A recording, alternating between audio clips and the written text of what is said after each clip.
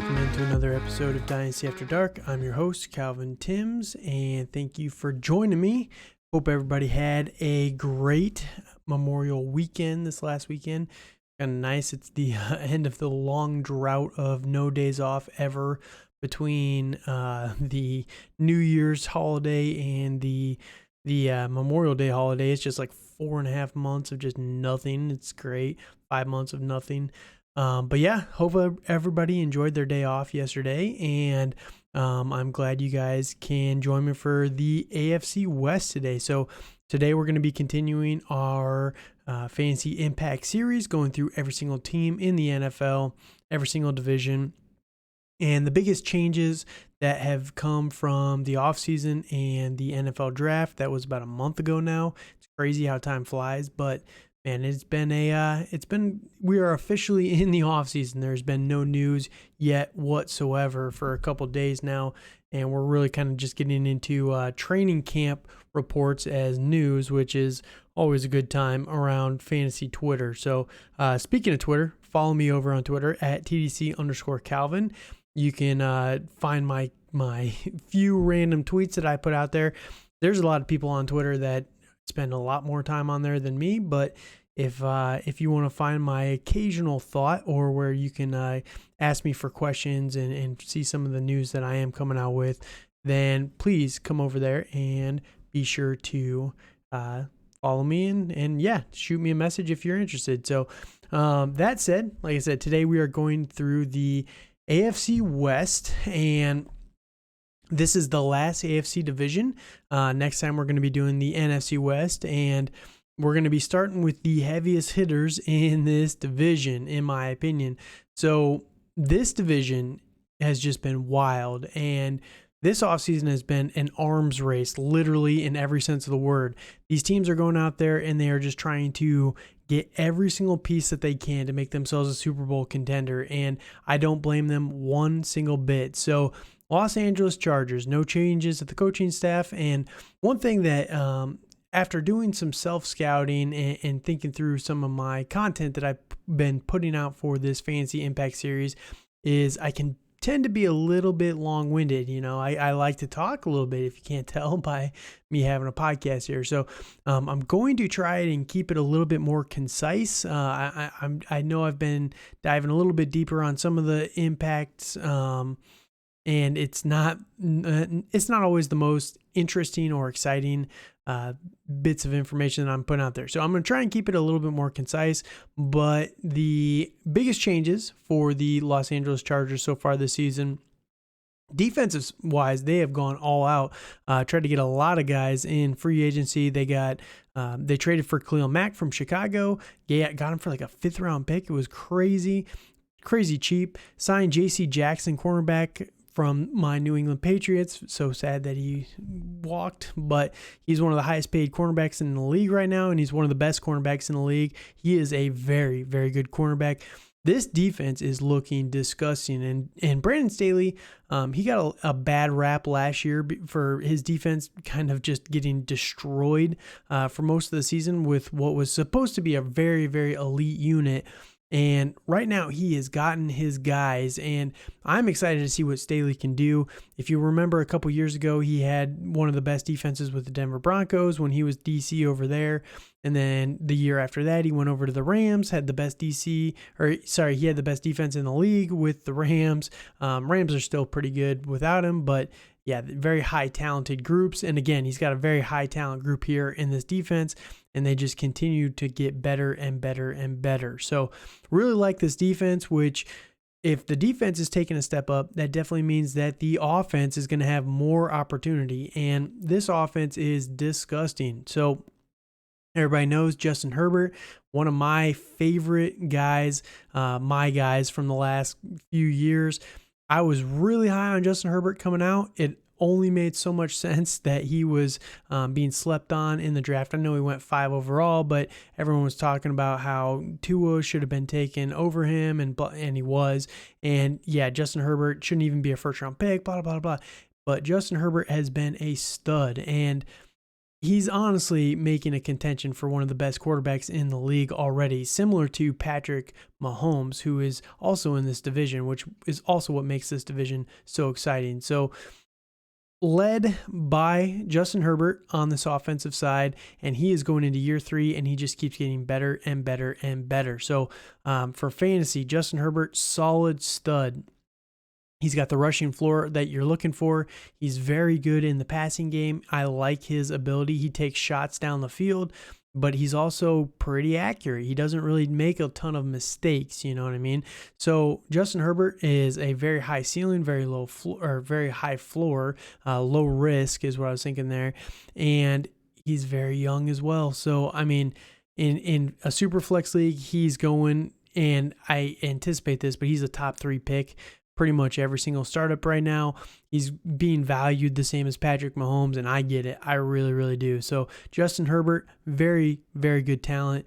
Love him for fantasy for many, many years to come.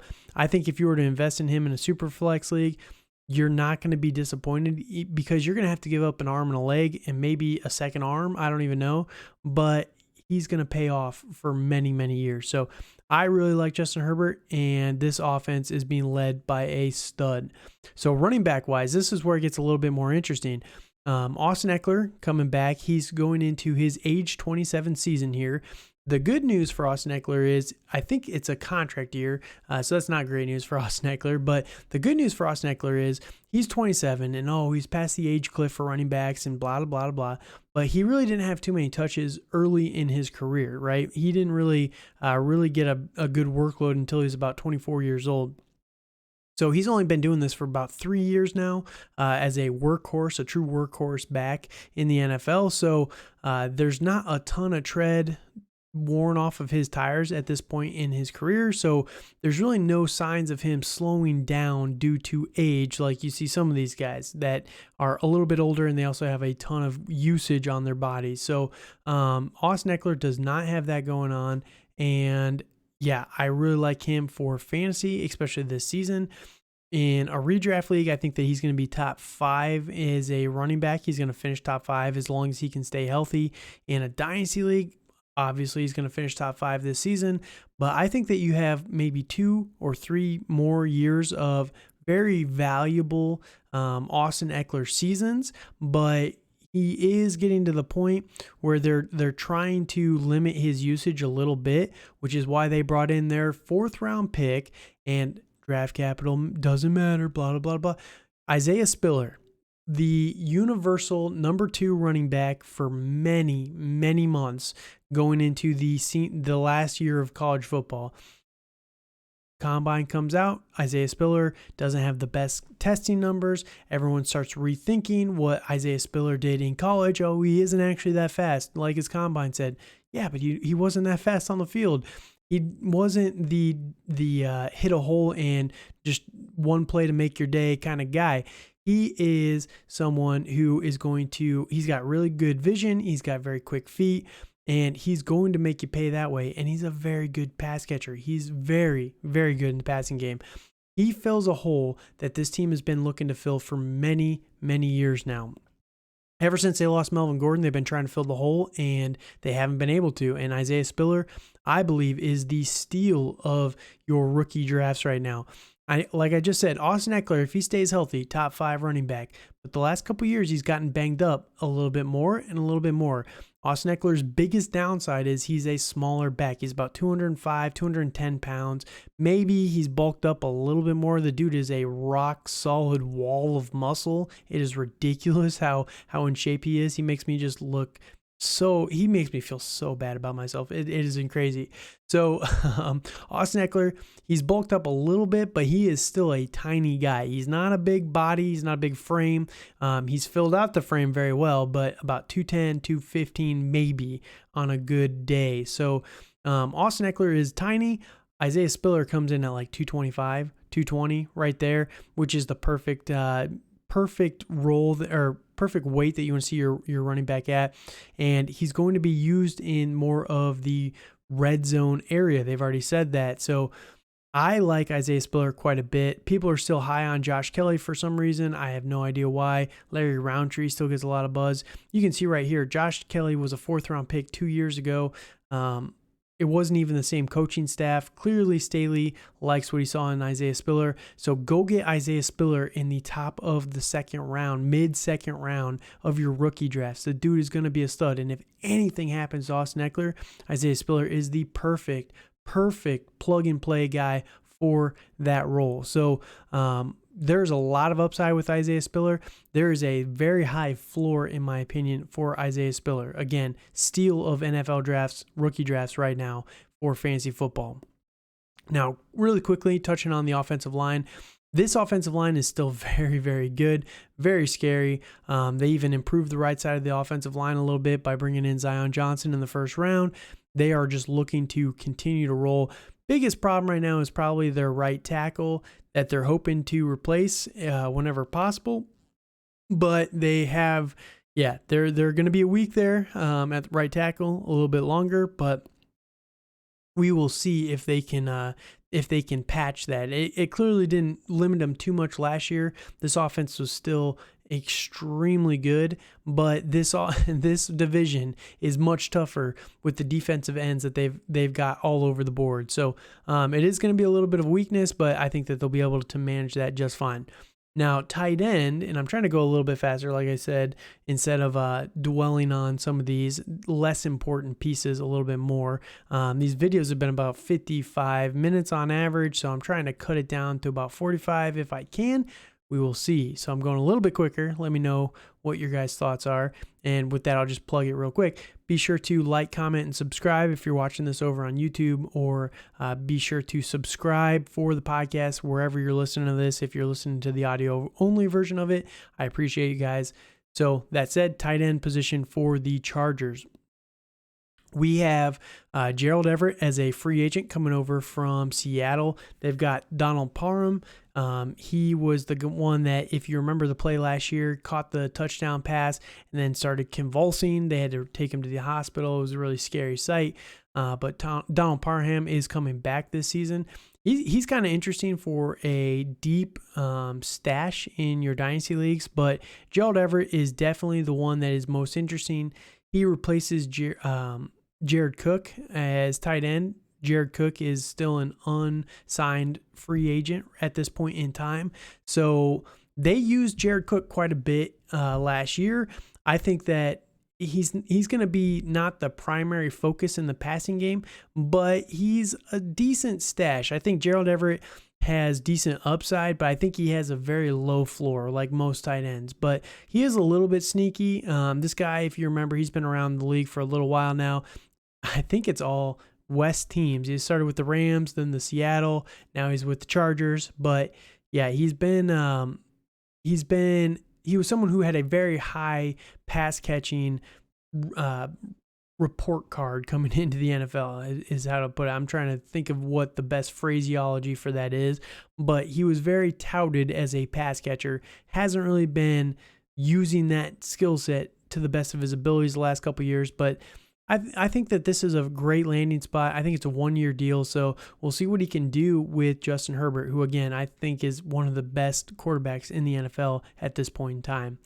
Now, wide receiver, this is where it gets a little bit more interesting. They've got Keenan Allen coming back. He's going into his age 30 season, age 29 or age 30. Keenan Allen is going to be just fine. Locked and loaded wide receiver 2 with the low-end wide receiver 1 upside. Everyone forgets that, Keenan Allen, he's not that exciting. I think it was like 2 seasons ago, he was number 3 overall wide receiver. I know it was a down year for wide receivers that year, but Keenan Allen, he has the potential to get a ton of yards in this offense, especially with Justin Herbert. So I really like Keenan Allen. I think he's one of the safest wide receivers for Dynasty right now. He's kind of being disrespected a little bit But that said, he's disrespected because people don't really care about him that much unless you own him. That's the problem. So trying to trade for Keenan Allen is a challenge, because anyone who has Keenan Allen definitely appreciates what he can do for you. But that just makes the trade a little bit harder because you're not going to get him for a discount. You have to pay full price for Keenan Allen. I don't know if he's worth it, but if you're looking for a safe wide receiver in a needy team, if you need wide receiver, Keenan Allen is by far the safest out of all these guys, in my opinion. Now, the other wide receiver of note is Mike Williams. They re-signed him. Biggest shocker of the offseason, in my opinion. He was like the first wide receiver domino to fall this offseason. They re-signed him to a 4-year, $100 million deal, I think it was. It was crazy how much money they paid him for someone who finally started to break out last season and wasn't even that great for the second half. He started off on fire, just insane value in the beginning of the year, and then he just fell off a cliff. I think that's because teams kind of figured out how to shut him down a little bit, so we'll see what they can do. They still got Joe Lombardi as their offensive coordinator, and he's the one that really schemed up Mike Williams a little bit, but he's worth a stab. I don't really know how to value Mike Williams because I don't see him move very often. I don't know if it's, and I've never really tried to try and get him this offseason, so I don't have a lot of firsthand knowledge on what his value is right now because honestly, he has wide receiver 1 potential. If he could put it together for one season, the dude, you saw it for the first 6 games last year. He is electric. He is very, very talented, but he's just always getting banged up, can't stay healthy, and he's going to disappoint you. So if you want to believe one more time, if you want to take that roller coaster ride and buy in just like the Chargers did this year, I don't blame you, but there is a lot of risk with that. It's basically buying Will Fuller from a couple years ago with the Texans before he got busted for PEDs and is basically out of the league now, right? Mike Williams basically is the same thing. So take a risk at your own peril. So yeah, Mike Williams is he's very polarizing for dynasty football. Now behind him, there's not too many guys for fantasy that I'm super excited about. Jalen Guyton's kind of interesting. Josh Palmer, both of those guys are later round picks. They're kind of stash guys right now. They're hard to gauge which one is the more interesting one. Jalen Guyton and Josh Palmer, they both kind of play down the field a little bit more than you'd anticipate, but that's because Keenan Allen's kind of gone full-time to the slot the last couple seasons. So, yeah, I think Josh Palmer is probably the one I'd rather invest in. He was a 3rd-round pick last year, and he showed quite a bit of promise last year as a rookie. So, yeah, I'd be interested in Josh Palmer as a stash kind of guy, but I don't think you're going to get consistent value from him from fantasy anytime soon, and there's no guys after that I'm really interested for fantasy. So Los Angeles Chargers are locked and loaded for fantasy football this season. Hopefully you guys like this breakdown, but we're going to go to a couple other interesting teams. And like I said, this division is nuts this year, man. It is crazy. Every single team is just going for the bowl this year. So that said, we're going to go straight into the Denver Broncos. Now, Denver Broncos, new coaching staff. They've brought in Nathaniel Hackett, who was the offensive coordinator for the Green Bay Packers. He brings his staff with him, so they move on from Vic Fangio, who was a defensive-minded head coach the last couple years. Defense really kind of struggled with Fangio, still calling plays and everything, which was surprising because this is one of the best defenses on paper in the league. It's just a very, very well-rounded defense. And it struggled a little bit with Fangio. So they move on from him. They go full offensive side of the ball. Nathaniel Hackett, I think they were trying to lure over Aaron Rodgers if he didn't re-sign with Green Bay. But instead what they did was they lured over Russell Wilson from Seattle. So they traded for Russell Wilson, and it was an interesting trade. I don't remember all the details of the trade off the top of my head, but I believe it was 2 first-round picks, Drew Lock, Noah Fant, and another defensive lineman, if I remember right. But they get Russell Wilson from Seattle, and they finally fill the QB hole that has been just so apparent on this roster since Peyton Manning retired.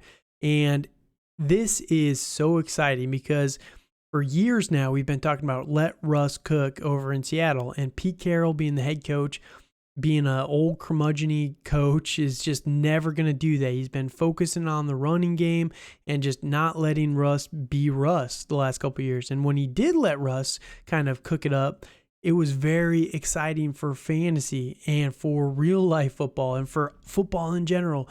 But then they just did not have the best offensive coordinators, in my opinion, and they got figured out, and the offenses always fell apart, and Pete then took back control and running game and blah, blah, blah, blah. Russell Wilson is going to thrive under Nathaniel Hackett. We've seen what he's been able to do with Aaron Rodgers the last couple of years. Now, you take Aaron Rodgers, and I think that Russell Wilson is in the same tier of quarterback as Aaron Rodgers. You give him all the best weapons. This is one of the most loaded offenses I've ever seen. And yeah, we're going to see Russ cook a lot. So defensive-wise, they added to it in the draft. Very good defense. Should be one of the best in the league yet again. Offensively, Russell Wilson, I think that he cements himself as a top 10 quarterback yet again for Superflex. He's been slipping quite a bit in drafts and value a little bit because of all the youth that's out there right now. Some guys are taking the throne over Russell Wilson. I think that he's going to show them why you need to respect his name. Now, I have him as my QB7 in Dynasty right now, but yeah, I've seen him go outside of the top 10 even, which is just crazy to me. He's not that old, and this offense is loaded. So I think that there's potentially some value with Russell Wilson. If the owner of Russ is thinking the same thing, he's not as excited because he's not as young as some of those other guys. If you have Joe Burrow, I would go and swap him for Russell Wilson plus, because everyone is valuing Joe Burrow so highly right now in fantasy football. I think that you're going to get better performance from Russell Wilson than you will from Joe Burrow, and you'll be able to get an extra piece on top of it. So that's my opinion on Russell Wilson. Like I said, there's potentially some value there in your trades this offseason. Running back wise, we've got Javonte Williams. They brought back Melvin Gordon, and it is a full-on committee yet again. Now, the one thing that everyone's talking about this year, and it happens every single year, Javonte Williams, top 5 running back in fantasy football, dynasty football. And it's crazy. It's crazy. It happens every single year. Somebody gets elevated too highly. Miles Sanders a couple of years ago. I forget who it was last year, but it's just every single season there's guys that don't deserve to be that high because there's a lot of red flags, but people just want to ride the hype train, right? And that happened with Javonte before they re-signed Melvin Gordon. Well, they re-signed Melvin Gordon, and Javonte's hype fell off a cliff. So I think that Javonte is going to be very good. I'm not thinking that he's going to be worthless. That's not what I'm saying here. But people think that he's going to be the bell cow for this team. Oh, they got a new head coach. They're going to make him a bell cow. That's not what they did in Green Bay. So why would it be what they do here in Denver? In Green Bay, it was a committee for years and years and years. Why would they all of a sudden just go to a single back system over here in Denver? It just doesn't make much sense. Melvin Gordon is still very good, even though he's not as explosive as he was younger in his career. So I think that it's going to be more of a 60-40 split between these guys. Javonte getting the bulk of the carries, but Melvin Gordon being very utilized in this offense. And if you remember last year, it was quite literally like a 50-50 split between these guys. I think until the games or week 16 or 15, whenever Javonte came out and just had his dominating performance, his one game where he was like the only guy used.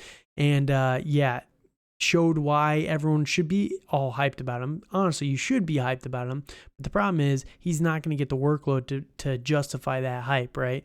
So Melvin Gordon, I think that he's going to be useful for fantasy. You can probably get Melvin Gordon for extremely cheap for a plug-and-play running back if you need somebody to play on a week-to-week basis without without breaking the bank. I would go and try and target Melvin Gordon, like a late second, maybe mid-second for Melvin Gordon would be just fine.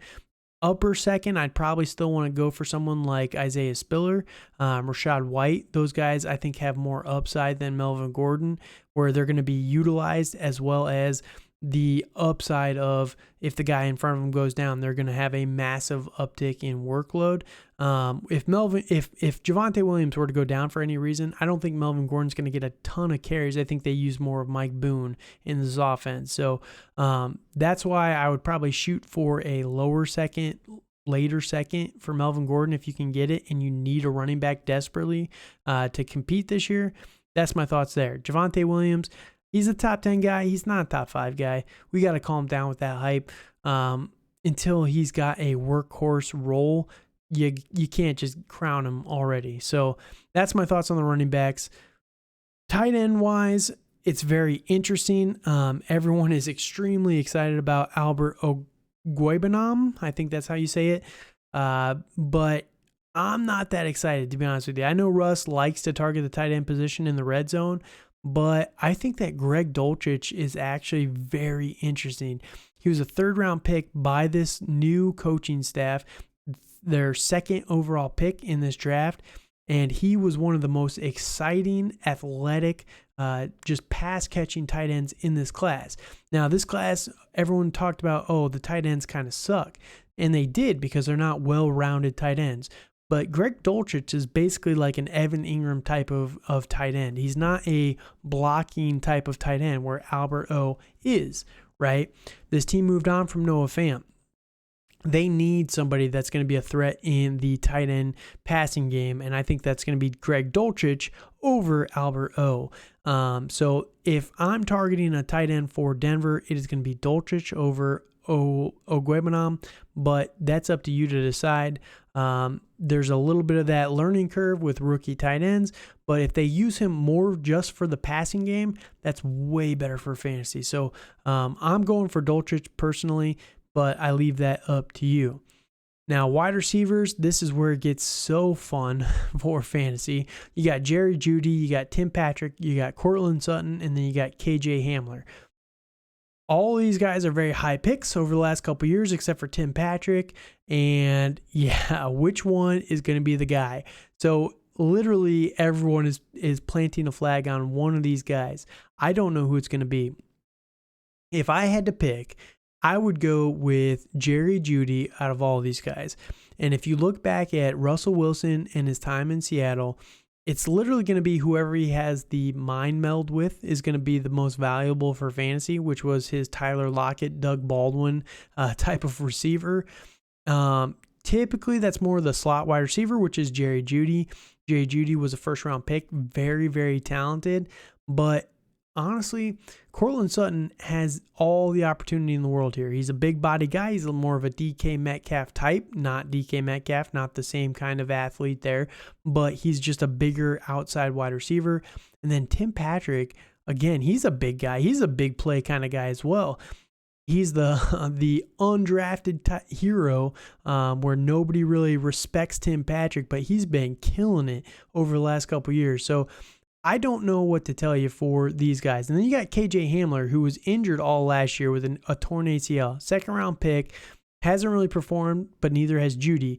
Everyone is really hyped about Jeudy, but not about KJ Hamler. KJ Hamler could come in and be very, very good right away. I think that this has him listed as a slot wide receiver. I think KJ Hamler is actually going to probably play more of the Tim Patrick type of role. So if Hamler can take any steps forward, it would be in the Tim Patrick area. So if Patrick were to fall for any reason, it'd be because Hamler is stepping up. So yeah, you can plant your flag on any of these guys. Personally, my rankings goes like this. It goes Jerry Jeudy, Courtland Sutton, KJ Hamler, Tim Patrick. And I just disrespected Tim Patrick, but he is a little bit older. And I think that KJ Hamler has a lot of opportunity here. I think that he's going to want to thrive. For this season alone, if this is redraft, I'm probably going Jeudy, Courtland Sutton, Patrick, and then Hamler. I'm more interested in for Dynasty only. So I like Jerry Jeudy quite a bit. But yeah, you can sell me on Courtland Sutton, and I would believe you. I just don't know what to think. Now, I think that the only thing I will mention is Jerry Jeudy has had the legal problems, and today it actually came out that he was cleared of all charges, and if you've been following all that. But the one thing about that is he hasn't been spending time with Russell Wilson this offseason, really kind of improving their timing and things like that. Tim Patrick and Cortland Sutton and Russell Wilson, I think Ogwebanam, those 4 guys have all been training together before the OTAs that kicked up this last couple of weeks. So there's been some chemistry building between those other guys already that Jerry Jeudy hasn't been a part of. And I know the legal stuff has been, it takes up some of that time and stuff like that. But Jerry Jeudy is definitely playing catch up at this point in time. So it's possible that Sutton and Patrick start the season a little bit hotter than Jerry Jeudy, but there's a lot of summer left, so we'll see if Jeudy can catch up in that regard. So very, very good offense, again, for fantasy football. I don't know who's going to win this division. My money's on the Chargers, but yeah, this is a scary team. Now, the only other thing I will say about this team, new quarterback, new head coach, new offensive system, everybody's going to have to get on the same page. So it would not shock me if the Denver Broncos took a couple weeks in the season to kind of click on the offensive side of the ball, which is, it makes sense. It's only natural when everything is so new here. But the one thing I would watch for, and it's very tough, if you like to trade in your dynasty leagues like I do, patience is not a virtue, essentially. It is not something that I have going on for me. But if you can wait, if you're interested in Russell Wilson, who I already think is a value, or Cortland Sutton or Jerry Jeudy or KJ Hamler, one of those guys, if this offense does start off on a slow foot, I would be targeting these guys so quick in like week 2, week 3 of the actual football season, because they will be freaked out about it. I guarantee you that. And there's going to be stories about it. And yeah, it's just going to be all over how you should be freaking out about the Denver Broncos just because of how the people's mindsets work. So if they start slow, target these guys. I'm telling you, it's going to take them a couple weeks to click. Remember that, especially if you target these guys and you're disappointed by the early production from them. So very good team. I am interested to see them play. I'm very excited for this whole division. Now, the next team in this division, the hits just keep coming. They've got the Kansas City Chiefs here. Now, the Chiefs, what did they do this offseason? Even more crazy moves, right? They were probably the least proactive of all these teams. You can see here all the green that was on the defensive side of the ball, really trying to get the defense going on that side and shoring up that side of the ball. Now, on the offensive side of the ball, they brought in Ronald Jones as a free agent to back up Clyde Edwards-Helaire. They've still got Patrick Mahomes as quarterback. Amazing, probably top 3, not even probably. He is top 3 quarterback in the NFL right now. Between him, Justin Herbert, and your third, whoever that may be. For me personally, I would probably put, oh man, that's tough. Tom Brady still, as he's still playing, but after he's retired, I don't know who's going to be. I'd have to think about it, who my number 3 would be. But yeah, Patrick Mahomes, top 3 quarterback in the NFL, one of the best in the NFL right now. Amazing. Fantasy-wise, again, listen to what I just said about Justin Herbert. Easy way to keep this concise is just listen to what I said about Herbert and apply the same thing. He's going as a top 3 quarterback. He costs an arm and a leg and a femur, but yeah, he is worth it if you can get him in a dynasty league just because of the consistency that he's going to give you week to week. Now, they brought in Ronald Jones and Clyde Edwards-Helaire. A few guys later on in the draft, nothing really there for except depth and special teamers. They've still got Travis Kelce at tight end. No real other moves there at tight end. Their offensive line is about the same. Should be getting a little bit better as they get a little bit more cohesion together. Wide receiver, that's where things get a little bit more interesting. They traded Tyreek Hill to the Dolphins, if you listen to my AFC East breakdown that I did. And instead of having Tyreek Hill, they bring in Juju Smith-Schuster as a free agent from Pittsburgh. Still have Mecole Hardman. They bring in Marquez Valdes-Scantling, MVS, from Green Bay. And then they take Sky Moore in the second round of the draft. And Sky Moore is the most exciting piece of this entire offense right now, it seems like. Even more than Patrick Mahomes. All everyone wants to talk about is Sky Moore, Sky Moore. But first, we're going to talk about the running backs. Clyde Edwards-Helaire, I think, is one of the biggest values in drafts right now, in fantasy football right now. If I actually didn't know this, I was just linked to an article last week, I think it was, that Clyde Edwards-Helaire last offseason, so before the 2021 season, right, he ruptured his spleen in the offseason. Had to get emergency surgery, which is a huge deal. If you rupture your spleen, I think you can die from that, if I remember right. So it's a big deal. You do not want to take that lightly. So he had to have emergency surgery on his spleen. He lost so much weight, he got down to 160 pounds, because the biggest thing with the spleen is I think you can't eat for a while if it ruptures, because it's like, it just messes you up. That's all I know about it. Or appendix. I think it's the appendix. I don't remember exactly which one it was. I didn't read the article too thoroughly. I just thought it was kind of crazy that nobody had talked about this last offseason. But Clyde Edwards-Helaire got down to 160 pounds because he had to have this emergency surgery for a spleen or an appendix or some sort of organ. I don't know what it was. 160 going into training camp last year. He finally gets back up to like 195, 200 pounds, and he's a small guy as it is. He's not the big 220 type of running back, the pounder. He's more of an Austin Eckler type of guy, right? Smaller. He's a bowling ball, essentially. He's like 210 pounds normally at like 5'9". He's just a little bowling ball, right? But he wasn't even 200 pounds by the start of the season. He was injured quite a bit last year, and it all makes sense. He never got back on track from that emergency surgery last offseason. He's had a full year to recover now. I am very interested in Clyde Edwards-Helaire. He's always been a very electric runner, and he's very good in the passing game. He's just small. He can't score a ton of touchdowns, which is fine, but he was a first-round pick. The debate from a couple years ago, Jonathan Taylor or Clyde Edwards-Helaire, which one would you rather have? The majority went Clyde Edwards-Helaire. You can DM me that you didn't take Clyde Edwards-Helaire, you took Jonathan Taylor. Congratulations. It was literally like 70-30 on that pick. Most people went Clyde, and he's disappointed drastically. I would have rather had Jonathan Taylor in the leagues that I took Clyde, but I get it. I really do. But he is so valuable right now because I think that he is locked and loaded RB2. Minimum RB2 as long as he's healthy. If he's healthy, he's going to finish above that.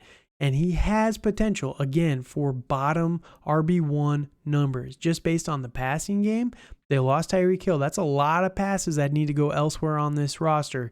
And again, they brought in 2 wide receivers here, but Pat Mahomes doesn't really target the wide receivers as much as probably he should. He was dumping off a lot more last offseason. Just not to Clyde Edwards-Helaire. So I think there's a lot of upside there. They brought in Ronald Jones to be a complement to Clyde here. Ronald Jones is a very electric runner. He cannot pass. He cannot catch. He just excuse me.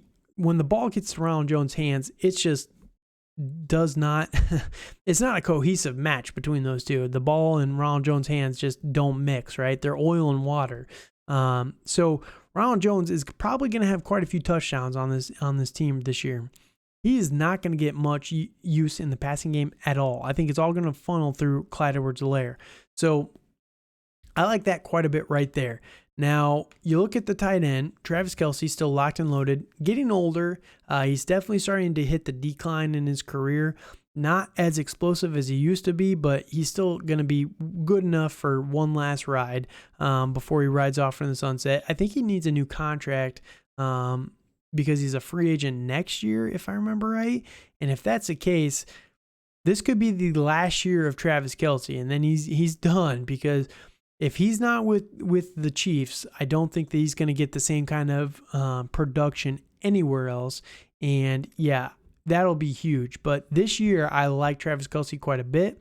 In Dynasty, I'd be a little more concerned. If you can get one of the younger guys, I would be all over that. But yeah, that's the question. What are you going to get for Travis Kelce this point in his career? So the loss of Juju or Tyreek Hill means that there's going to be a lot more targets probably for Travis Kelce in the middle of the field. And in tight end premium, that is going to be so good. so good.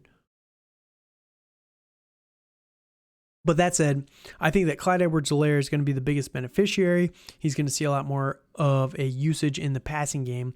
Probably not going to see much of an uptick in the rushing attempts or the touchdowns, but he wasn't really doing that before. So I don't think he's going to hurt you there. I think that he's going to have a very safe floor. Think Mark Ingram 2.0 essentially for this team. So, yeah, I like Clyde quite a bit. I think he's going to have a high floor, maybe a low ceiling, but again, Mark Ingram is the comp that I would put him at this point in his career. Ronald Jones, again, I think he's going to have quite a few touchdowns, but it's a little more risky for him. I think he's on a 1-year deal, so I'm not too thrilled about that. Now, wide receiver-wise, Mecole Hardman is the only returning guy that is of note. Juju Smith-Schuster, MVS, and Sky Moore are the big talk of the town. I personally rank these Juju, Sky, MVS. I don't care about MVS at all. Green Bay tried to re-sign him, but only because Aaron Rodgers didn't want a entirely new wide receiving core that he had to throw to. MVS has never been able to put it together, and he's basically the same thing as Mecole Hardman, just a little bit bigger. Like Mecole Hardman is a burner. He's a fast guy, but he's like 5'11", 5'10", if I remember right. MVS is like 6'3", and the same thing. He's a burner. He doesn't really do the shifty routes. He's not a route runner per se. So I don't really want either one of these guys, Mecole Hardman or MVS. So if I'm going after a Chiefs wide receiver personally, I'm going after Juju. He's the most disrespected out of all of these guys, but I think that he has the upside to have the highest return on investment because Juju's only 25 years old. He's been in the league since he was 20. He's got 5 years of experience with very, very bad Ben Roethlisberger. So you're telling me that, okay, in year 1, Juju was very good. Year 2, breakout season, amazing season, with Antonio Brown also having a very good season. Such a good season that the team voted him the MVP and pissed off Antonio Brown into his first, like the initial spiral out of control for Antonio Brown was because Juju got team captain or whatever, MVP for the team. Next season, not a great season when AB was gone, but Ben Roethlisberger got injured that year, I think it was, and then they had to go to Duck Hodges and Mason Rudolph, so there's that. Then last year, he got injured, so what are we doing with Juju? Why are we downgrading Juju? He's very, very talented still. He's been playing with broke Ben Roethlisberger and a bag of peanuts for quarterback for the last couple of years. But everyone seems to be out on him because he signed a 1-year deal with the team. I don't think it matters. He's going to be such a good wide receiver. He's 6'3", 220 pounds as a slot wide receiver, and they need a guy that goes over the middle. It's going to be Juju. It is going to be Juju. So, Juju is the one that I want to own here. Sky Moore is the other one that's interesting. But again, the problem with Sky Moore is this. He's 5'9", 180 pounds. I don't want a small, tiny guy with Patrick Mahomes. That's not what I want. I want the big body guy with Juju Smith-Schuster, Travis Kelce type of guy, right? Yes, Tyreek Hill was very, very good with Patrick Mahomes, and he was very tiny, but it's an outlier. I don't think that it's going to be as roses, as sunshine and roses as everyone is kind of expecting for Sky Moore. Now, I really like Sky Moore, but there's people that have him as like the number 2 wide receiver in this draft class, which is nuts to me. Like, there's nothing special about Sky Moore, in my opinion. I wasn't high on him pre-draft. I wasn't super high on him after the draft. It's a very good landing spot, but there's just other upside with some of these other guys. I don't think Sky Moore's ever going to be an alpha dog for this team. So he's interesting from a PPR standpoint. Other than that, I'm not that excited about Sky Moore. The only one I really want to own with any consistency would be Juju. So Chiefs chock full of fantasy value yet again. I think that the biggest buys on this team were probably Clyde and probably Juju because they are very undervalued from my experience this offseason. So that's my thoughts on the Kansas City Chiefs, and we will now roll right into the last team in the AFC West. So I don't know if you guys can hear that, but my dog is freaking out behind me. She's having a nightmare. Hey, girl. All right, so the Las Vegas Raiders. Now, they also went for an arms race. They have new head coach, Josh McDaniels, coming over from the Patriots. We lost literally everything and everyone this offseason. It's great. Our offensive coordinator is Joe Judge or Matt Patricia. It's awesome. I love it so much. Go listen to my AFC East breakdown to hear my thoughts on my amazing Patriots. But the Raiders are bringing over McDaniels and Mike Lombardi, one of the Lombardis. There's so many of them around the NFL now, but it's an interesting offense. It's a very good team. They've made some moves. Everyone kind of thought that when McDaniels came over, they were going to try to do a rebuild essentially for the team.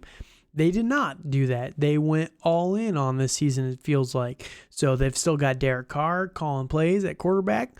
It'll be interesting. I'm not the biggest Derek Carr fan, but this is going to be the best offensive system that he's had in his entire career. They've got Josh Jacobs, Kenyon Drake, brought in Zamir White at running back. Very interesting low buy there. They didn't extend Josh Jacobs for his fifth-year option because he was a first-round pick a couple years ago. So that's a little interesting. We'll touch on that here in a minute. They've still got Darren Waller, Foster Moreau at tight end. Their offensive line, they added a couple pieces there that'll probably instantly slot in as starters. Dylan Parham is the right guard here. You can see they took in the third round, and he is very interesting. He's going to be a starter probably within the first couple games this year, if not an instant starter. He's an upgrade over Denzel Good for sure. Now, wide receiver-wise, biggest move they made this offseason, they traded for Davante Adams over from Green Bay. Same day, I think it was, that Aaron Rodgers announced his massive extension. They announced a trade of Davante Adams for, I think it was 2 firsts and 2 seconds, or a first and a second. If I remember, it was 2 firsts and 2 seconds, which is worth it for the Raiders because he is instantly the best wide receiver on this roster. They've still got Hunter Renfrow. They've got Demarcus Robinson, Matt Collins, Keelan Cole, and a bunch of nobodies really behind that. So basically this entire offense is going to funnel through Darren Waller, Davante Adams, Hunter Renfrow, and Josh Jacobs. That's a good, solid team right there for an offense.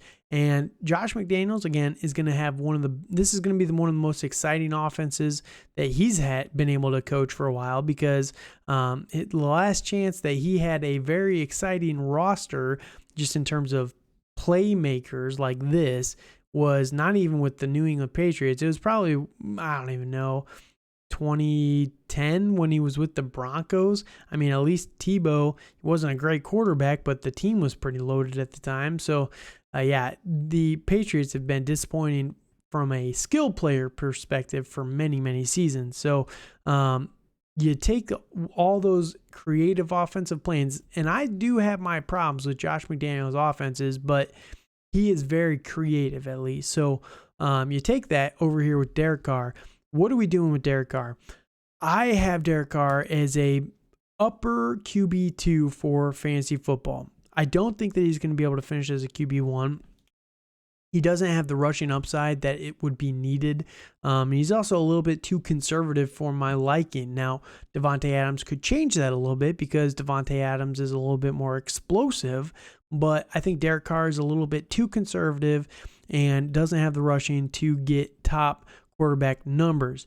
But I think that he's very safe as a quarterback too. I don't think he's very, with being so conservative, he doesn't throw as many interceptions. He doesn't take as many risks, and it's a very good receiving core and running back core that he's going to be able to utilize to make up after the catch, right? So I think that Derek Carr is solid if you need a guy. Now, can you get him for anything cheap? I don't know. Derek Carr fans are kind of unrealistic, in my opinion, when it comes to their guy. But you could see if you need a quarterback in your league, go see what Derek Carr costs for you. And if you're questioning whether it's worth it or not, follow me over on Twitter at TDC_Calvin, DM me, and I would be happy to advise you on Derek Carr trades if needed. Now, running back wise, Kenyon Drake was injured most of last season, if I remember right. Josh Jacobs is still here, though he's on the final year of his contract. Then you've got Brandon Bolden from New England. He came over as a free agent. You got Zamir White. And this is one of my biggest problems with Josh McDaniels is everyone used to think, oh, it's Bill Belichick with the running back committee, and it is him to an extent. But Josh McDaniels also wants a committee of guys. I don't know why. I don't really understand it. If you have one guy that can do all the different plays on the field, you're not giving anything away. When you got one guy for each role, you're kind of giving away the play a little bit there. So I don't understand this concept that much personally. But the good news is Josh Jacobs last year showed that he has what it takes in the passing game. I don't think Kenyon Drake is going to be number 2 as listed here. I don't even know if he's healthy. Kenyon Drake is kind of, I wouldn't be shocked if Kenyon Drake is cut by the end of training camp. They cannot go into the season with 6 running backs here. So I wouldn't be shocked if they roll with Josh Jacobs, Brandon Bolden, and Zamir White as the top 3 guys. Zamir White is very, very good. I was very high on him pre-draft, coming from Georgia. He is a very electric runner. Very underrated in the passing game, not the best, but he was injured quite a bit in college, and that really drove down his pre-draft stock for a lot of people. But all of the talent is there for Zamir White. I would not be shocked if Zamir White next year is the RB1. Now, Isaiah Spiller is probably the steal of your rookie drafts. I think Zamir White is the second best steal of the rookie drafts for a mid-second round pick, because whatever Isaiah Spiller is going for, upper to mid-second round pick, Zamir White is going even later than that. So I think that he also could be a steal because he's going to be able to back up Josh Jacobs, and he's also going to be able to have a contention for starter next season.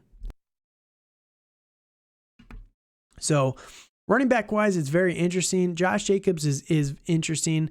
I think that he's going to finish as an RB1, but he's not really being valued for that right now.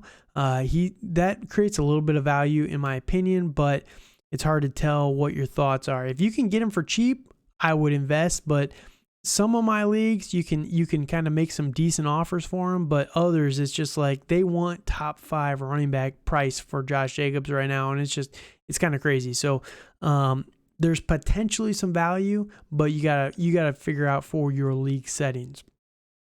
Now, Darren Waller at tight end, very interesting for fantasy. He was injured most of last season. Last season, the team was kind of a nightmare, but they really tried to funnel everything through Waller at the start of the year. Didn't work out the best. It wasn't the most efficient passes going his way, but literally Derek Carr targeted him on like every important drive while he was healthy, and it kind of just telegraphed it too hard. And this is, again, my problems with Derek Carr, but I think that Darren Waller is going to have a massive bounce back because when you look at this and you look at the pass catchers as a whole, right? I'm going to talk about all of these guys. Devontae Adams is clearly the number 1 for this team. He's got the rapport with Derek Carr. They played together in college. He's probably one of the best wide receivers in the NFL at this point in time, and he fits a very easy need for this team. The only other wide receiver that's worth anything is Hunter Renfrow. Hunter Renfrow is a very high volume type of guy, very, very underrated route runner. He's very shifty in the route running, but he's not the kind of guy that's going to be just gashing you in through the air, right? So that leaves Darren Waller to be the de facto number 2 pass catcher for this team, in my opinion. So I don't think that Hunter Renfrow is going to steal enough work from Darren Waller to make Darren Waller not a top 5 tight end.